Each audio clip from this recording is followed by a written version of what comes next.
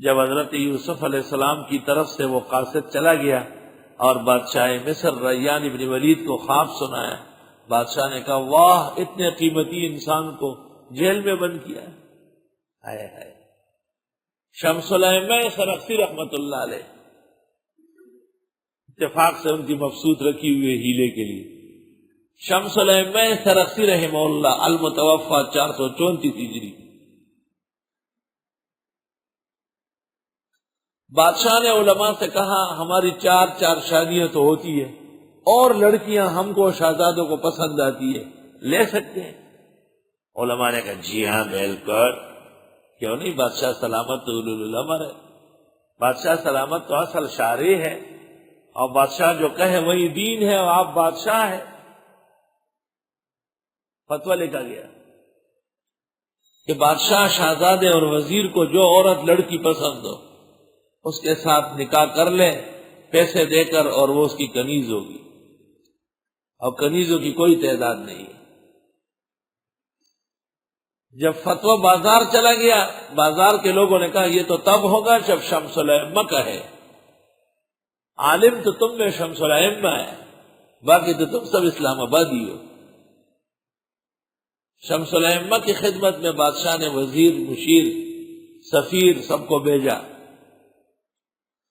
شمس الائمہ نے اس کے اوپر لکھا ھذا خلاف ما ورد به القرآن والسنہ واجماع الامہ والائمہ، الانسان لا یباع ولا یشتری، یہ خلاف قرآن و سنت اجماع کے ہیں، انسان کی آزاد کی خرید و فروخت نہیں ہو سکتی۔ دستخط کر کے مور لگا دی، بادشاہ بڑا غصہ ہو گیا، ہمارا فتویٰ خراب کر دیا، ہمارا منصوبہ خراب کر لیا، اور شمس الائمہ کو سزائے چاہ دے دی، سزائے چاہ۔ اس کا یہ مطلب نہیں کہ ان کو چاہ بند کر دی، چاہ فارسی میں کہتے ہیں کنویں کو، حضرت کو کنویں میں اتارا، سزاؤں کے علیحدہ کنویں ہوتے ہیں۔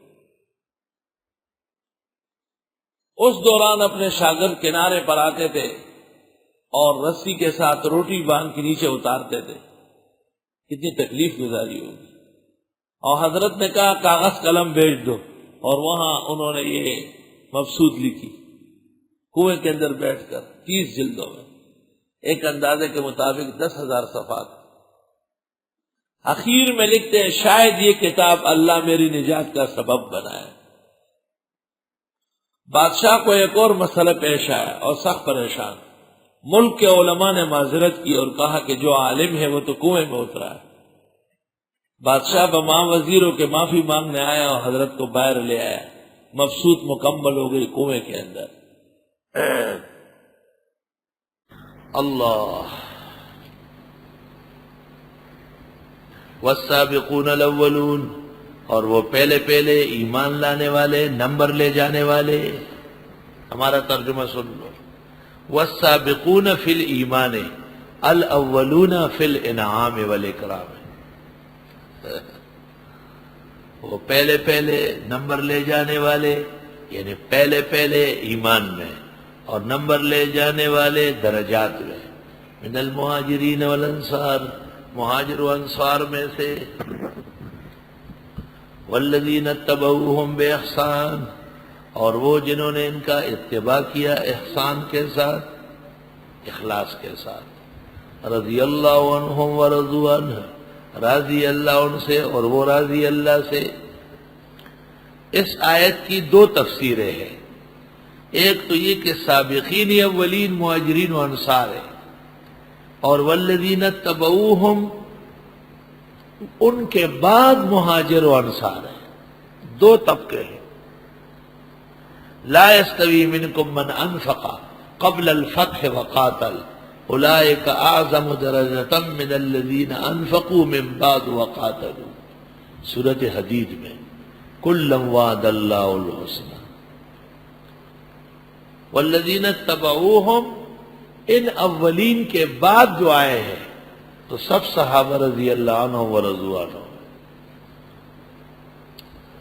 جمہور فقہاء و محدثین کے نزدیک رضی اللہ عنہ صحابہ کی وصف خاص ہے، غیر صحابی کے ساتھ نہ کہا جائے۔ اور دوسری تفسیر یہ ہے کہ والسابقون الاولون من المہاجرین والانصار، یہ اول اور نمبر لے جانے والے سارے مہاجر و انصار یہ اصحاب ہیں۔ والذین اتبعوہم سے مراد تابعین ہیں بے احسان رضی اللہ عنہ ورضوا عنہ۔ اس تفسیر کے مطابق امام ابو حنیفہ کو صاحب ہدایہ نے رضی اللہ عنہ کہا ہے کہ وہ تابعی ہے۔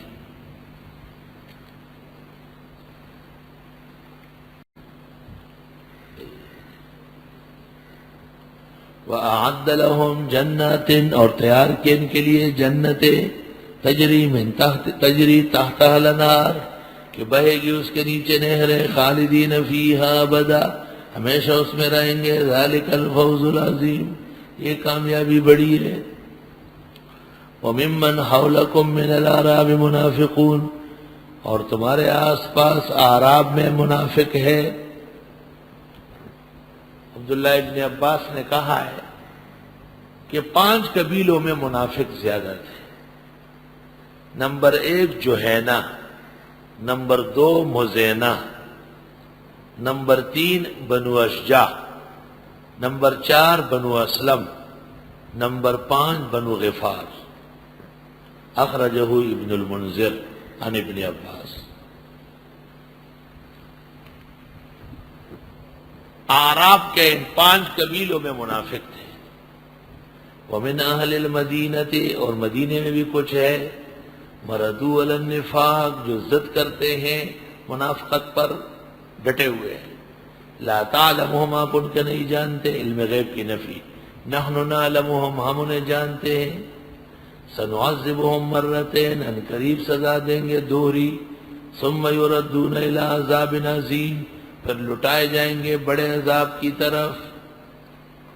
وآخرون اعترفوا بذنوبہم، کچھ اور ہے جو اعتراف کر چکے اپنے گناہوں کا۔ یہ وہ 7 آدمی ہے، ابو لبابہ اور اس کے اصحاب، جو تبوک میں شریک نہیں ہوئے اور انہوں نے مسجد نبوی کے ستونوں سے اپنے آپ کو باندھا۔ آپ نے بھی عہد کیا کہ میں نہیں کھولوں گا جب تک کہ اللہ مجھے نہ کہے۔ وہ 7 استوانے اب بھی ہے، 8واں عائشہ بی بی کا استوانہ ہے، اس کو استوانہ عائشہ کہتے ہیں۔ ریاض الجنہ میں حاجیان اور معتمرین اپنی آنکھیں ٹھنڈی کرتے ہیں، وہاں نماز پڑھتے ہیں۔ بمقام کے نشانے کف پائے تو بود، بمقام کے نشانے کف پائے تو بود، سالہا سجدہ صاحب نظرا خواہد بود۔ آہا، پختو کے وہی چفلان کی خان چرتا ناستے کا، پہا غزائد بے عبوش گلنا۔ آہا، اور کچھ لوگ اور ہیں جنہوں نے اعتراف کیا اپنے گناہوں کا، ابو لبابہ اور ان کے 7 ساتھی۔ خلطوا عملا صالحا، ملایا انہوں نے اپنے نیک اعمال، وآخر سیئا، کچھ برے کے ساتھ۔ عسى اللہ ان یتوب علیہم، امید ہے کہ اللہ ان کی توبہ قبول کرے۔ ان اللہ غفور رحیم، بے شک اللہ بخشنے والا رحم والا ہے۔ اللہ خذ من اموالہم صدقۃ، لیجئے ان کے مال میں زکوٰۃ، آپ اٹھائے، آپ قبول فرمائے۔ اشارہ ہے کہ غیر مستحق زکوٰۃ مستحق کے لیے لے گا، پیغمبر کے لیے تو صدقات حرام ہے۔ محتمم، ناظم، سفیر، وہ مستحق نہیں ہے، مستحقین کے نمائندے ہیں۔ الگ تحقیق محتمم یہ مالداروں کے بھی وکیل ہے اور طلباء کے بھی وکیل ہے۔ اس کا نتیجہ یہ نکلے گا کہ اگر وہ زکوٰۃ غیر مصرف میں صرف کر لے تو جائز ہے۔ ہیلے کی ضرورت نہیں کہ طلباء سے کہے آؤ اس بوری پہ ہاتھ رکھو، ہیلے کی ضرورت نہیں ہے۔ پہلے میں یہ مسئلہ اس طرح سناتا تھا، الحمدللہ اب فتاوی دارالعلوم قدیم کے جلد ثانی کے اخیر میں مولانا مفتی عزیز الرحمن، مولانا خلیل احمد، حضرت گنگوئی، ان سب کا مشترکہ اجازت لکھی ہے۔ مسائل سمجھا کرو شوق سے۔ ایک فقیہ سے تفسیر پڑھنے آئے ہو تو آپ کو فائدہ اوروں سے زیادہ ہونا چاہیے۔ خذ من اموالہم صدقۃ، پیغمبر کے لیے صدقہ زکوٰۃ حرام ہے، یہ متفق مسئلہ ہے امت کا، اس میں کوئی دوسرا قول نہیں۔ الگ تحقیق نبی کے لیے نفلی صدقہ بھی ناجائز ہے۔ اللہ فرماتے آپ لے، تو پتہ چلا کہ لے مستحق کے لیے، جو نادار صحابہ ہیں ان کے لیے،